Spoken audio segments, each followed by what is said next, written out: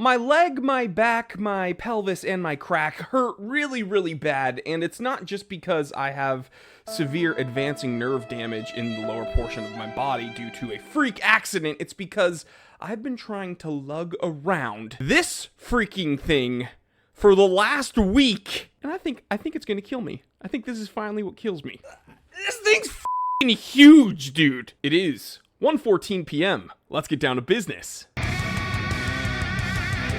So today on the Time Teller channel, I want to talk to you about a watch that has been mentioned on my channel for the better part of a decade, okay? Anytime I say the word tool watch, or term tool watch, people bring up the Marathon JSAR. And I finally pulled the trigger. I got one in the office and I've been wearing it and oh my god, it just keeps going, huh? So we're gonna jump into the specs on this Marathon JSAR, Jumbo Search and Rescue. Boy, do they really lean heavily into the jumbo. Starting with the case dimensions, 46 millimeter case diameter, 17 millimeters thick with a 55 millimeter lug to lug. Now this is 316L stainless steel, pretty standard. And this has a high torque quartz ETA F07 movement. You're getting a sapphire crystal with anti-reflective coating. You're getting a 300 meter water resistance rating and a 120 click unidirectional bezel. Very nice ratcheting sound.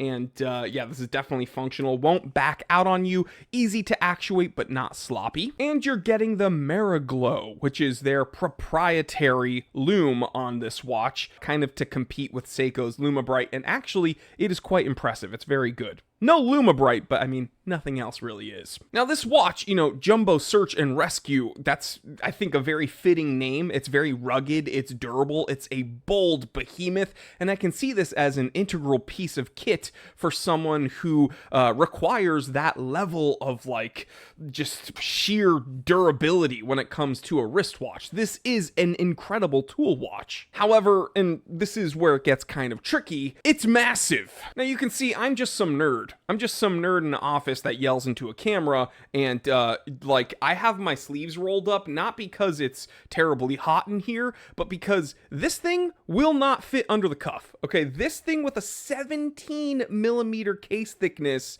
it would bind up anytime I would try to wear it with my sleeves down, and it's like, I gotta roll them up. So here's the thing, if you are going out camping and stuff where you are wearing jackets and where you have maybe your rucksack on and you're taking it on and off, that might be kind of annoying, and then that's why, you might choose something like a more sleek and slender field watch, but I digress. Regardless of my opinion on the sizing of this watch, I'm a bigger dude.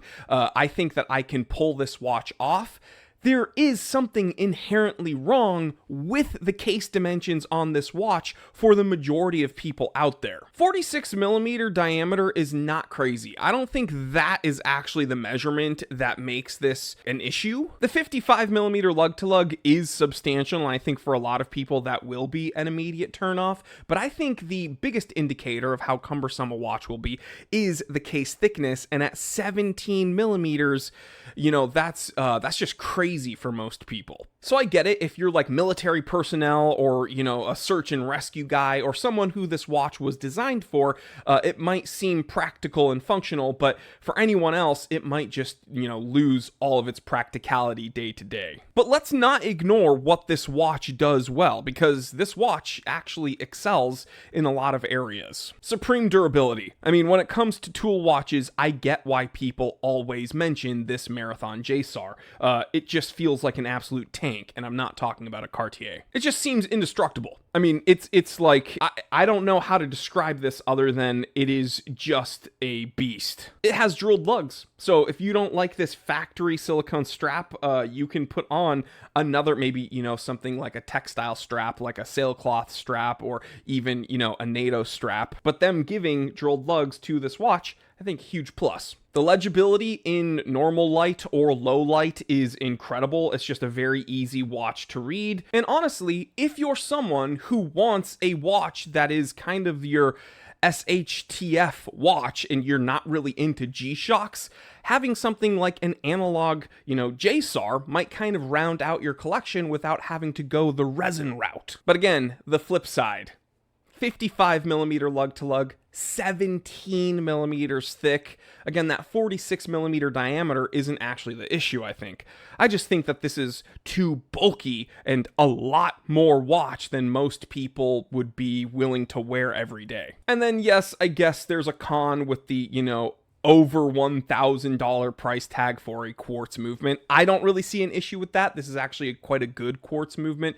It's an ETA, and I think that, high torque quartz movements for this kind of watch makes more sense than a mechanical movement. But the biggest issue for me is that there's a much better option out there. The SBBN 031 Tuna.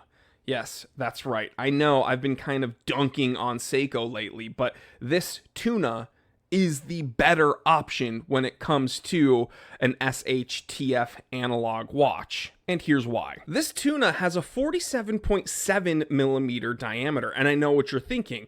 Hey, that's actually bigger than the Marathon. But it's those other two measurements that are substantially less than the Marathon that really makes this Tuna much more wearable. You're getting a 14.7 millimeter thickness, and it lays much flatter on the wrist than that Marathon, and you're getting about a 50 millimeter lug to lug, which again, it takes up a lot less real estate on my 7.5-inch wrist. Another thing that makes this Tuna supremely wearable over the Marathon is it feels so much lighter. And again, neither of the watches are on metal bracelets, so we're just talking about the head of the watch, the case itself, and the movement.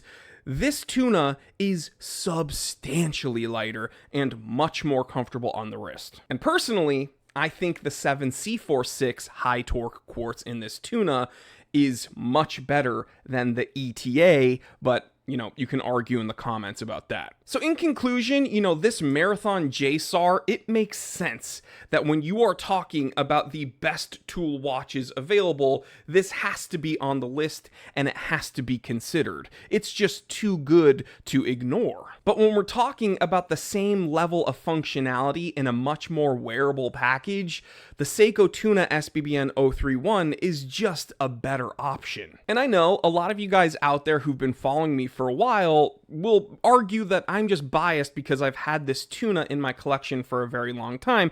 But here's the thing, both of these watches are mine now. I just don't know if I would wear this over this any day of the week. But here's the thing, maybe you're not into this kind of offset crown shrouded watch like this Tuna, and you're looking for something, 3 o'clock crown, more conventional look, and still an absolute beast.